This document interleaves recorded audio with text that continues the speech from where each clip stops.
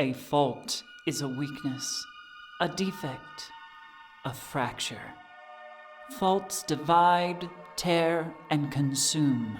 Here in the city of Chester's Chasm, we struggle to maintain that precarious balance over the precipice in the earth, in our lives, and in our hearts. This story is about 4 teenagers with faults of their own. The fault between my faith and freedom. The fault between my family and identity. The fault between my choice and my obligation. The fault between my life and death.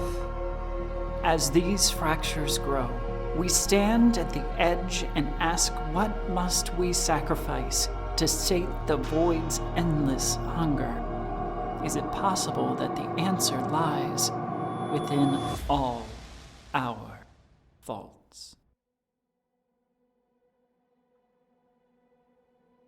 Greetings and welcome to All Our Faults, a Monster Hearts 2 actual play podcast. I am Mistress Winter, and I will be your MC for this series. This is the first episode in a prelude series that we are calling Faulty Flashpoints.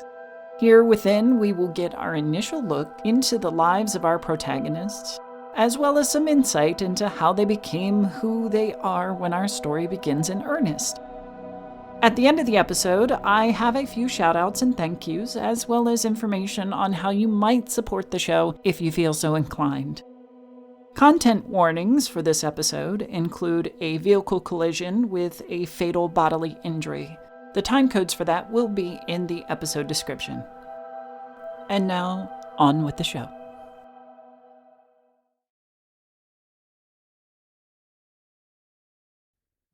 Faulty Flashpoint. A deal with death. Michael and Burt. We are edging toward the end of summer. Heavy rains and downpours have washed the city clean of the dust and grime, but is now threatening to flood certain areas, especially as it cascades down from the surrounding national parks and into the basin and Cascadian Fault. Burt, what have you been doing this summer? This summer, I have been delivering pizzas for Greasy Gary, doing that around town, and then trying to keep up my sort of like paranormal investigative services. It hasn't gone super well because like during the school year, I think it was going well because there was always someone to talk to, gossip to follow up on, things like that. But over the summer, people are, not really worried about such things, going on vacation, stuff like that. So it's kind of hard for me to find points of contact or like new leads. So I think if I hear weird stuff while I'm out delivering pizzas, I'll kind of investigate. But for the most part, just either delivering pizzas or at home playing video games. Very cool. Since you've been here for about a year or more, you've explored many of the major paranormal sites at least twice, including Windermere Manor, former home to Captain Jameson Windermere and his adoring wife, Edina. You've gotten a few interesting recordings, strange noises. You've felt the crawl up your spine of the feeling that somebody was brushing past you when you were completely alone. But nothing big has shown itself, maybe leaving you a little bit disappointed. Yeah. Michael, what have you been doing this summer post-transformation? I've been distant. I haven't seen him in a while, and I've changed. Ultimately, what I've been doing is sneaking out at night and going to a club and probably doing things I ought not to be doing and having a good time sometimes.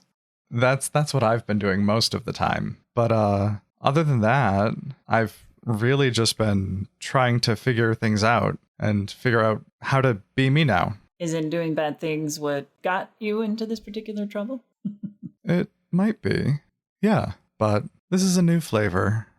Your sire is terse anytime that you speak and has provided little assistance when it comes to easing you through this transition and helping you to understand how this all works. Kind of a toss the bird out of the nest to see how it flies kind of thing. Maybe, but I'll figure it out. He expects you to, or else you are not worthy of the gift you have been given.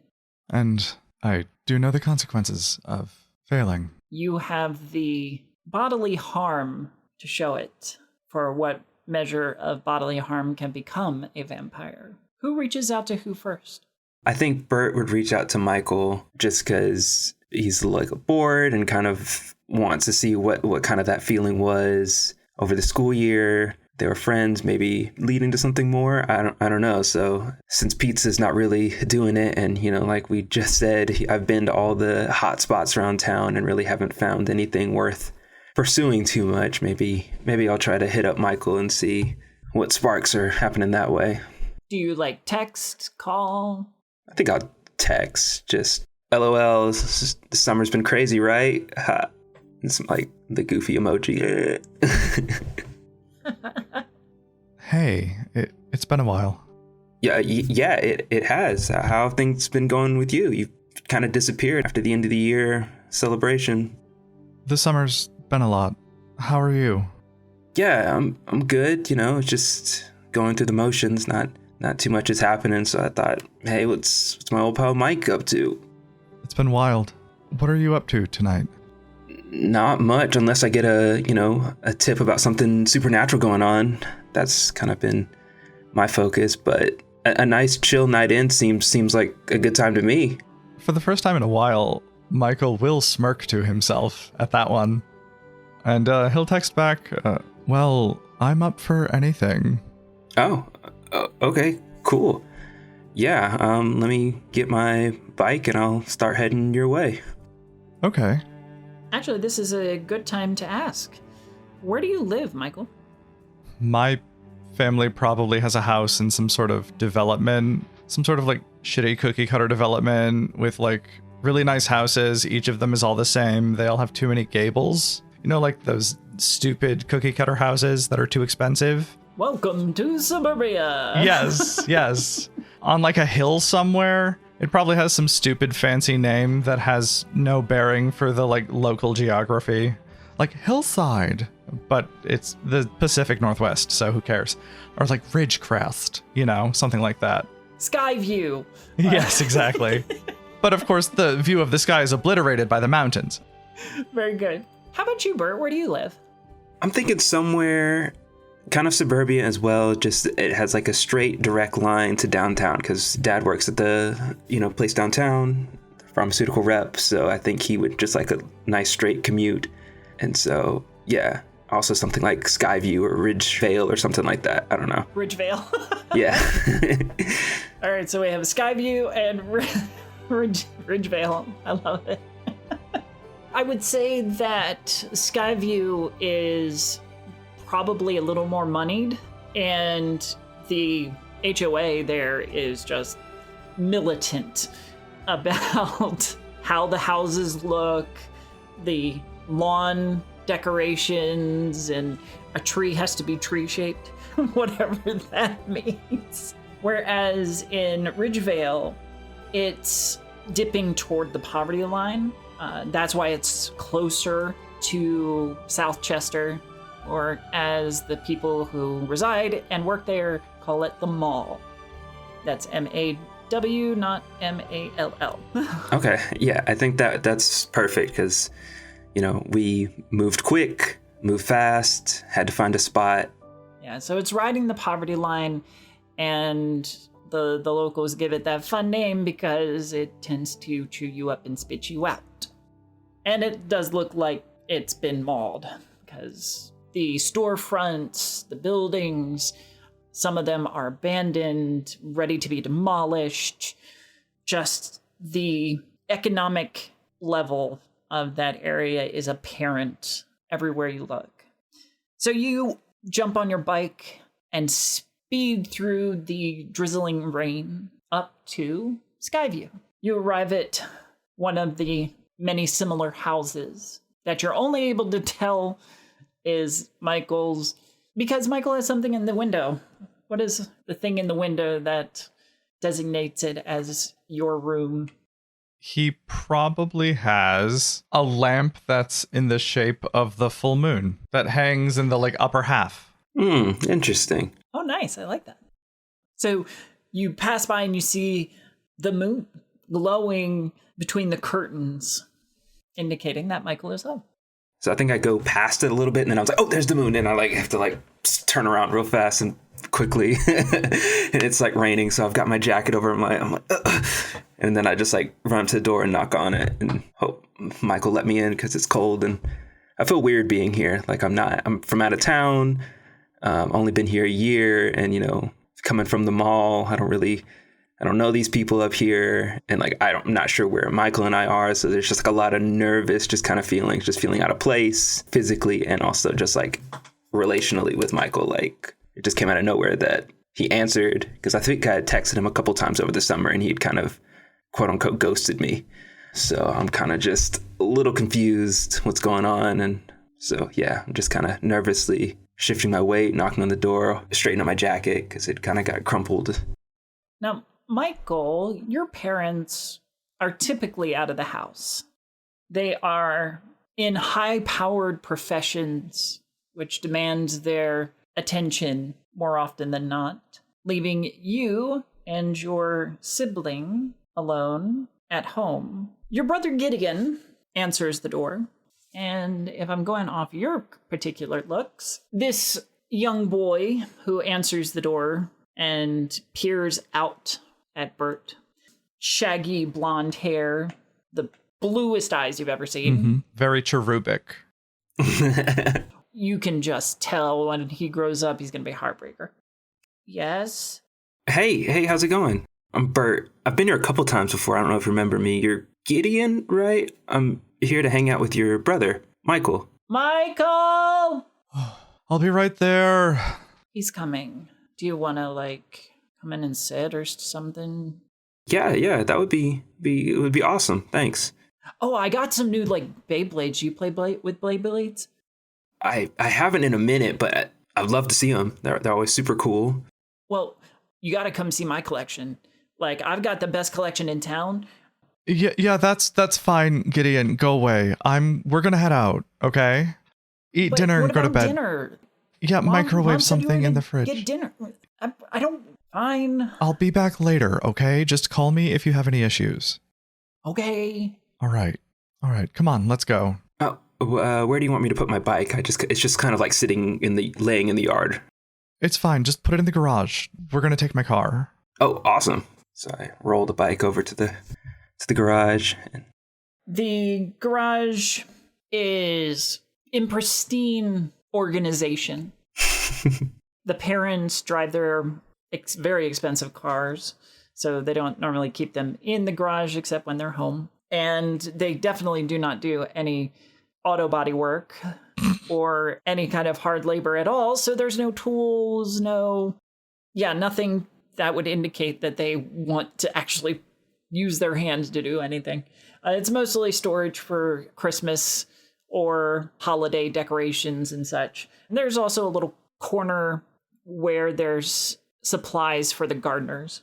But anyway, you store your bike, prop it up, and head back out. Yeah, head to the car.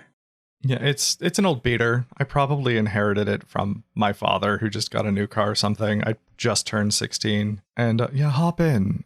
Oh, okay, cool. Where are we going? I thought we were hanging out here. Yeah, no, I don't want to be here. Let's just go out to the lighthouse or something just to get away. It's been a while.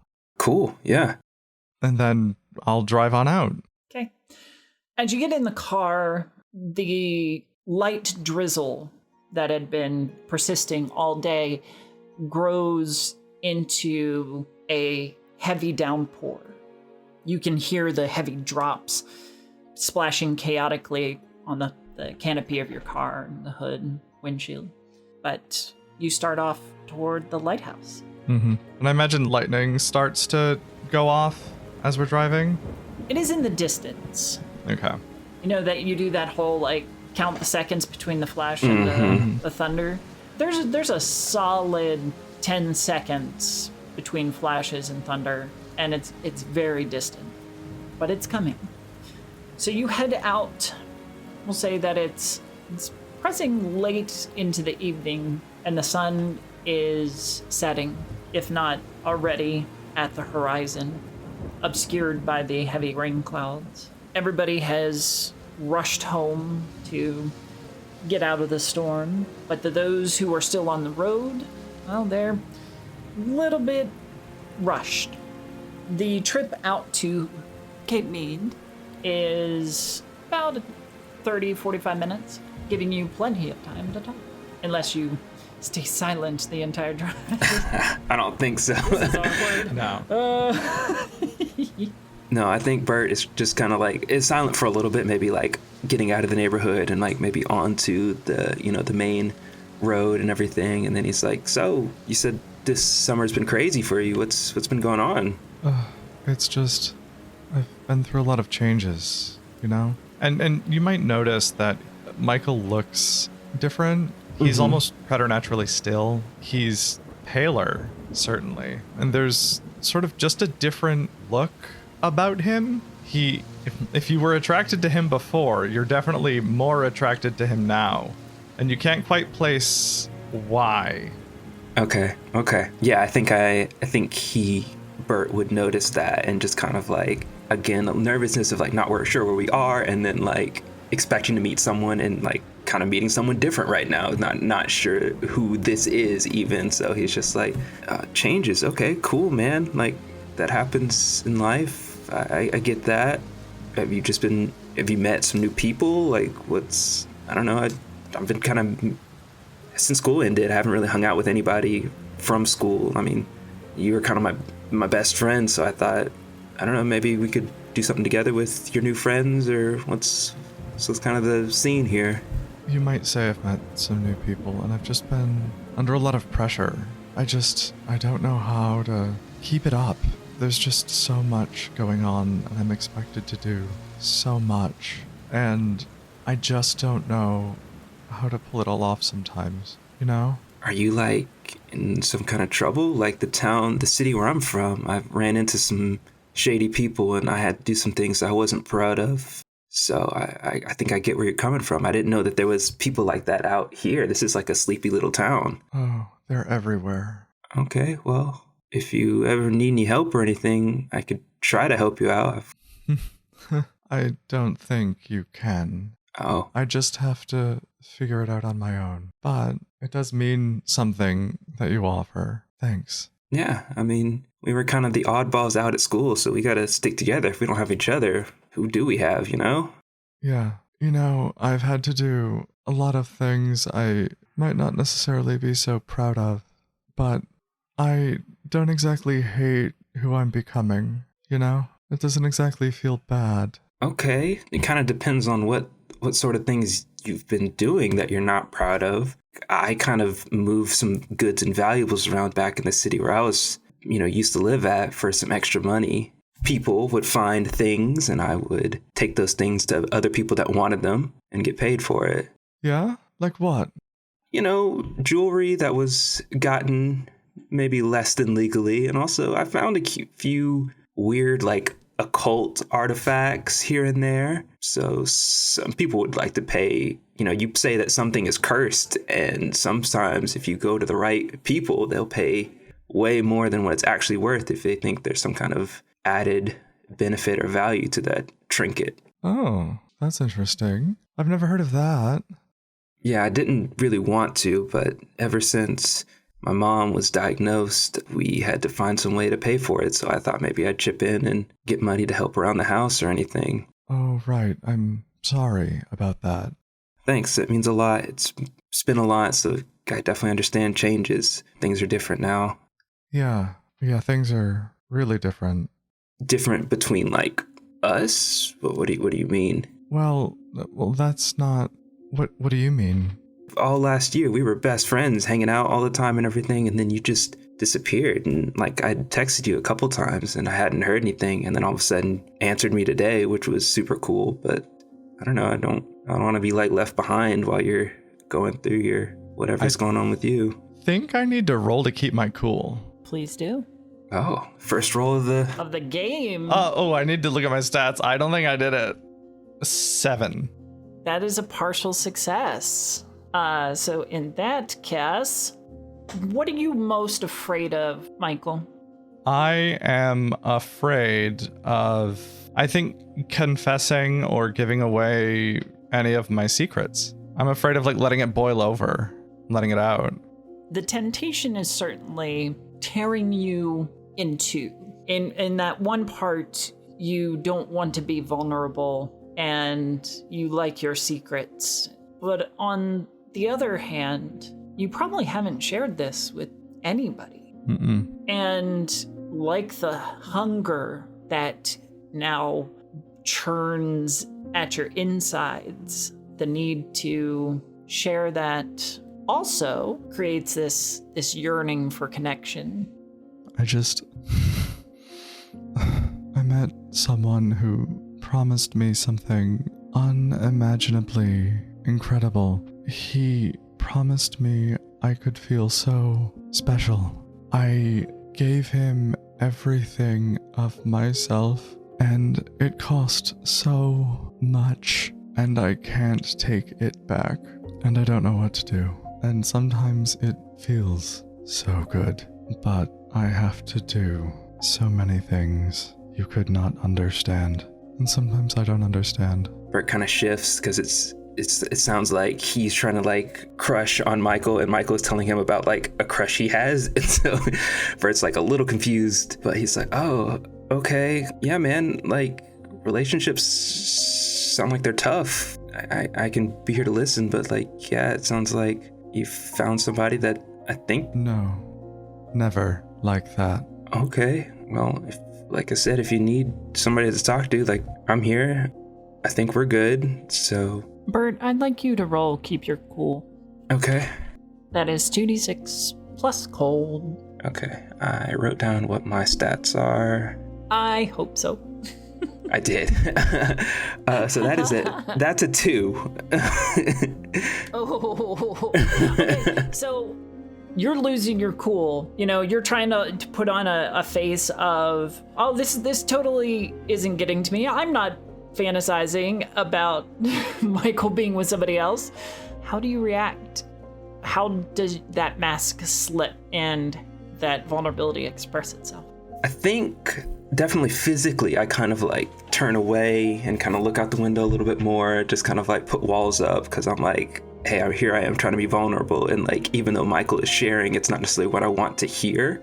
So I'm yeah, that's cool, man.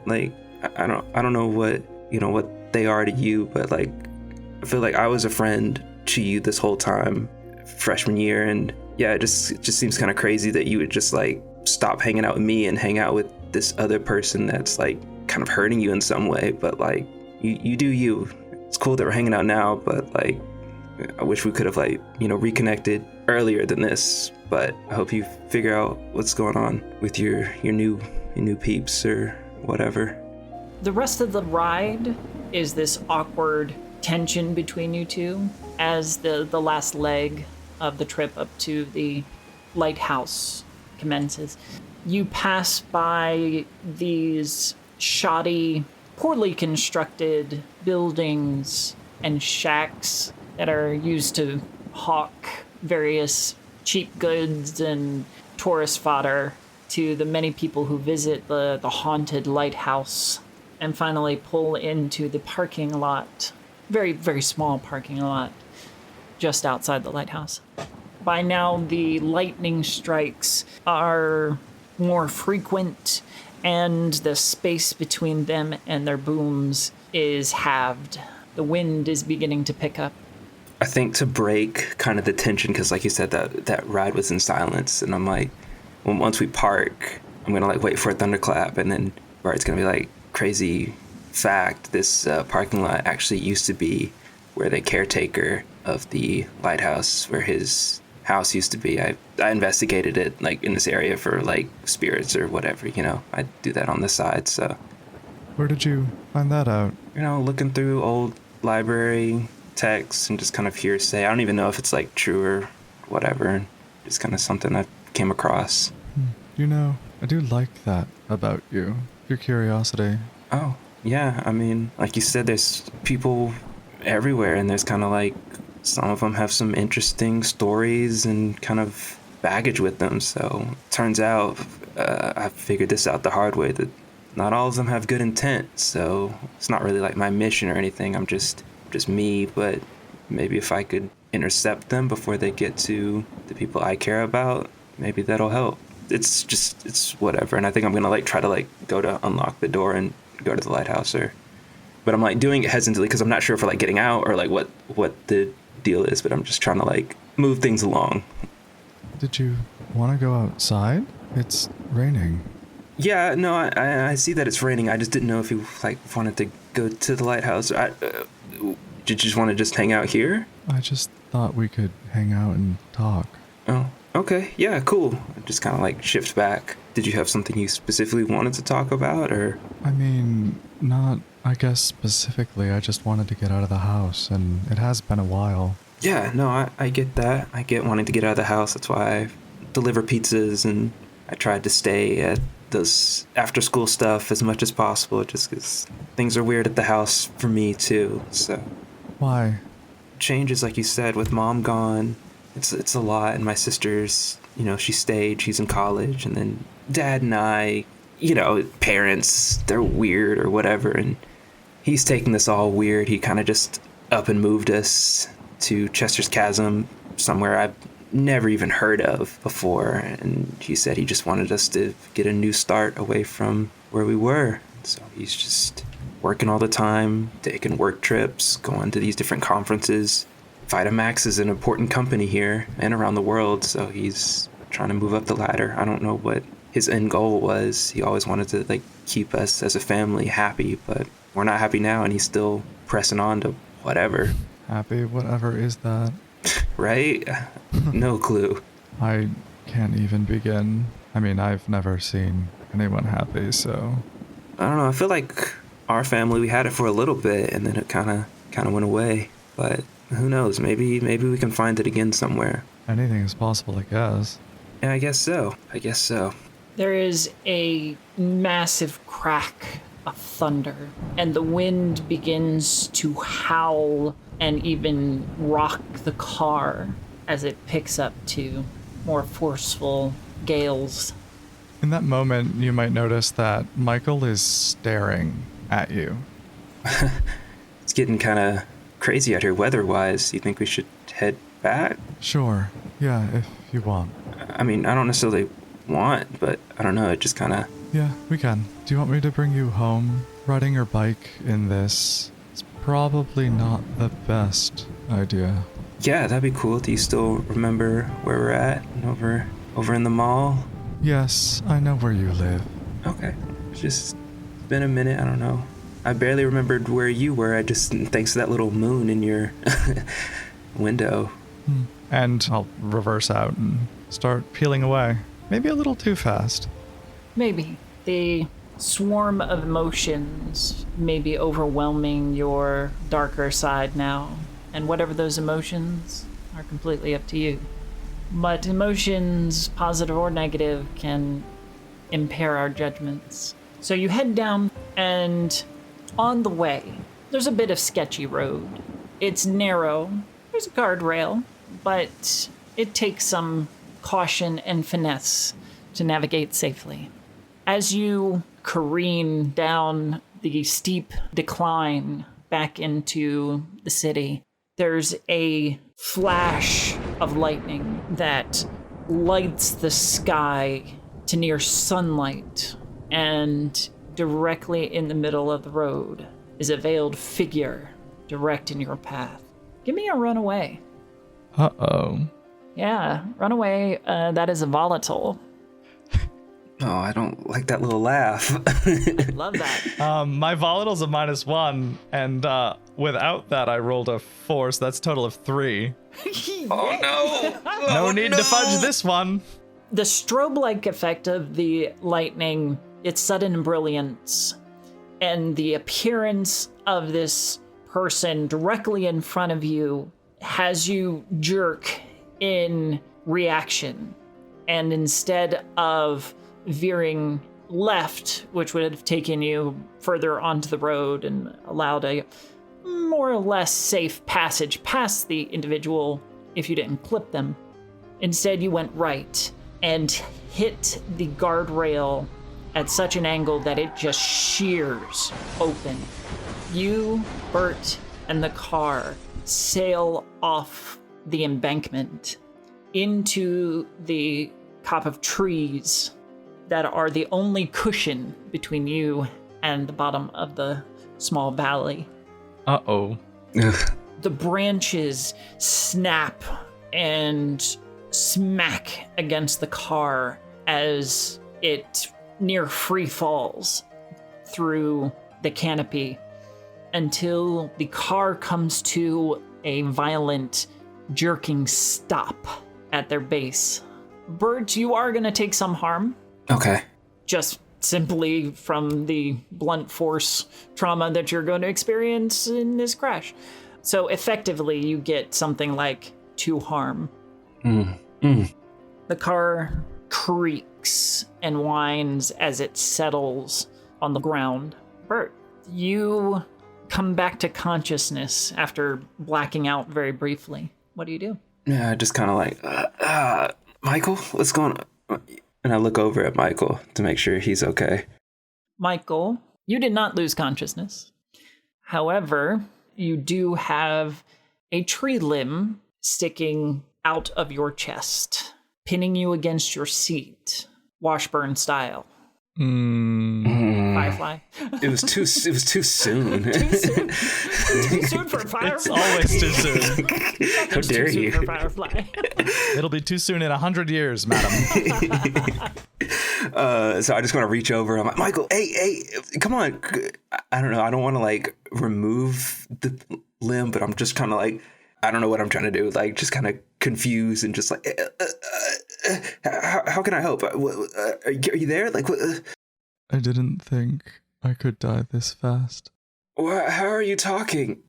And you might notice fangs protruding at this point as he's like wincing in pain. I'm gonna kind of like scoot away from you, noticing the fangs. I'm like, whoa, what's going on? Not only do you notice the fangs, but there is a significant lack of blood. Now, granted, with an impaled object, you're probably not going to get a lot until you remove it. But even still, you'd expect to see something. Right. So yeah, I think I'm just going to kind of back up against the door away from Michael and just like, what's going on? Did the branch hit my heart? Clipped it. Oh, lucky. I'm going to try to remove it. Roll me a volatile. A 6? You can already feel your newly begotten strength draining from you as this thing has sapped you. Okay. And as you look beyond the shattered windshield where this branch protrudes out of, you see the outline of that hooded figure. A light, dim, like a candle or lantern, seems to float near the figure, and it moves as the individual circles to the driver's side of the car. I'm gonna try to, even though this figure is coming towards us, like get their attention. Like, hey, we need help. Hey, can you help us out? Like, hey, we're in here. The driver's side door is grasped and wrenched off the vehicle like somebody just applied the jaws of life. Sound of twisting metal screeches as they toss it. Whoa. And I'm gonna like try to like crane down and like see like what is going on. The individual's heavy hood obscures any features of the very ambiguous shape of a face underneath. You're not even certain that this individual has features to see, as looking into that shadow is like peering into the darkest void you've ever experienced. Abomination, your end has come. Burt hasn't like seen that void, but like seen traces of it in his mother It's kind of just like, who are you? What's abomination? What do you mean? Are you here to help? I do not help. I do not harm. I am simply inevitable. I am here for this one. Your time has been extended unnaturally, and I will rectify it. Michael will reach out to Burt, pleadingly for help, grab at his arm, weakly. Burt kind of pulls away a little bit at first, just seeing the fangs and the bloodlessness and not sure what all that means. And then I'm gonna kind of lean in and there's got to be another way. We're still young. You can't just, I don't know what you are or what you want, but we're okay. Just help us, to the hospital, or we can walk away. We're not finished yet. This one was finished some time ago. I am simply here to correct the cycle of life and death. He hasn't done anything wrong. He's okay. He's here. He's still got. I don't know. Who are you? I am the inevitable end. I am death incarnate, and it is time for you, Looking to Michael. to end your unnatural life. And they reach out with a gloved, but no less thin and skeletal hand. I'm gonna try to gently put Michael's weight closer to me rather than towards it. I can't. You can't. You've already taken so much from me. I can't let you take anything else. He's fine. He's moving. His eyes are fluttering. He's still got a little bit in him. Just not now. Your pleas mean nothing. I'm not pleading. I'm just asking you. We're okay. We made it. We survived. It's all right. It's just let us go. Please, I can still live. He is neither alive nor dead. I am alive. He is in between, I am weak. and I will usher him to death. Let me go, please. I've done nothing wrong. Help me. I've done research in this area. There's a lot of different creatures stuck between. So what if we struck up some sort of deal, you and I? Death hesitates. And what do you have to offer? You let us go, and I will help take care of some of these abominations for you. My services, as limited as my skills are, I've researched other and heard rumors of other abominations, so you let us go and I will help get rid of them, even the playing field, the balance. I don't know how this works, but there's got to be some way that I can do something to appease the balance of the cycle. You would commit yourself to my service if I allow this one's existence to continue. Yeah, I don't see what other option we have, but this can't be the end. We can't be done. Not now. Instead of reaching for Michael, it reaches with its hand toward you, Burt. For every year that you commit to my service, I will allow this creature to continue for 10. Okay. And I think I weakly reach out to shake its hand. As you grasp that frail, leather-covered hand, there is a cold shock that ripples up your arm and strikes right at your heart. It's like you get brain freeze right in the chest. Very well. They release your hand, grasp the branch pinning Michael to the seat, rips it out and back through the window before digging their fingers into Michael's chest. And there is a popping and cracking as Michael's body reinflates and corrects itself. And as a last flourish, the personification of death extends a business card. Monday morning. I weakly reach out and grab it. Okay, where? When you look up from the card, the figure and the light have vanished. Okay. So I just kind of look up like, wait, what do I do? And then I think I pass out.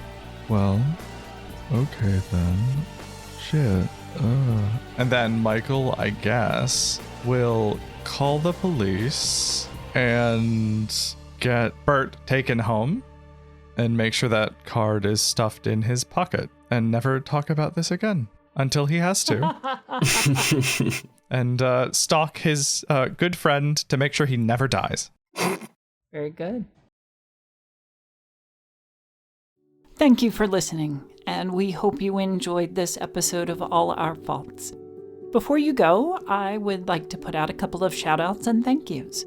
First and foremost, a huge thank you to Tabletop Tailspinners Network for taking the chance on us and sharing the resources needed to produce this. Especially the director, Emma Kokar, who dedicates her valuable time to doing the rough edits for these episodes. We love you and we appreciate you. A shout out to our wonderful cast.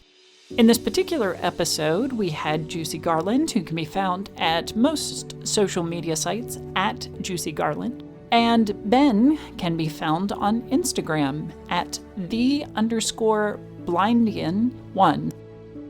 You can find me, Mistress Winter, on most social media sites at GMistressWinter. A super special thank you to Zach and Nicole Tuttle-Robb from Ghostlight Media for your graciousness in allowing me to pester you with questions on how to produce a Monster Hearts podcast. You, your cast, and your show are an inspiration. Finally, a shout out to the musical artists who work hard to create amazing scores and allow us to use them. They are truly the unsung or unorchestrated heroes of my gaming tables. They are credited in the show notes, and I heavily encourage you to support them if you are able so that they can continue to do the good work. If you would like to support this show or the Tabletop Tailspinners Network, we have a link tree in the description that includes a Ko-Fi site. Buy us a cup of coffee or donate some digital pocket change so we can keep these productions going. Thank you again, and we will see you next episode. This has been a tale from the Tabletop Tailspinners Network.